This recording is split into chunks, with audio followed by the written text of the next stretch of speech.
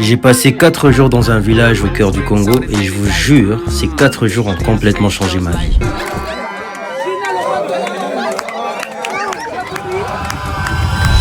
Bonjour, je m'appelle Joël Esso et ceci est l'histoire d'une partie de ma vie. Celle où j'ai décidé de retourner là où tout a commencé, le village d'Ilanga à Mbandaka. Ouais, c'était la première fois que j'y allais et honnêtement, je m'attendais pas à ce que ça me bouleverse autant. Alors je vis entre Kinshasa et le Canada. Là-bas, tout est rapide, climatisé, confortable, toi-même tu sais. Ici, tout est lent, naturel, réel. Le matin, le chant des coqs te réveille. L'après-midi, le soleil t'apprend la patience. Et le soir, c'est le silence qui te parle, donc dinguerie. Alors j'ai été choqué par la simplicité de la vie, par la joie des gens. Bon, lui, il est pas très joyeux, mais tu comprends. Et surtout par cette manière de vivre vrai. Là-bas, tout le monde mange bio. On tue l'animal, on le cuisine et quelques minutes plus tard, tu le manges live.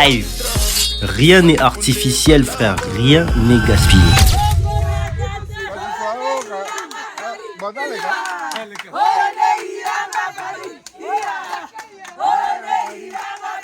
Mais si je suis venu, c'est pas juste pour découvrir. C'était aussi pour voir de mes yeux ce qu'on construit ici.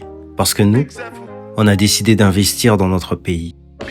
À Ilanga, nous avons près de 100 hectares de terres agricoles. Aujourd'hui, 24 hectares sont déjà exploités entièrement avec nos propres fonds. Pas de gouvernement, pas d'aide extérieure, juste notre foi, notre famille et notre détermination.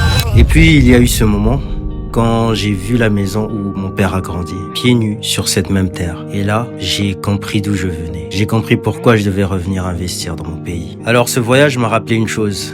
On ne peut pas construire l'avenir sans respecter ses racines. En gros, sans respecter d'où tu viens. Et pour vous montrer tout ça, j'ai tourné un documentaire complet sur notre projet à Ilanga qui s'appelle Kapi. Je vous donne rendez-vous le 25 octobre sur ma chaîne YouTube pour le documentaire sur Kapi. Avec Kapi, notre vision est de nourrir toute la ville de Mbandaka, de nourrir toute la province de l'Équateur et aussi de nourrir tout le Congo et pourquoi pas peut-être toute l'Afrique ou tout le monde. Voilà.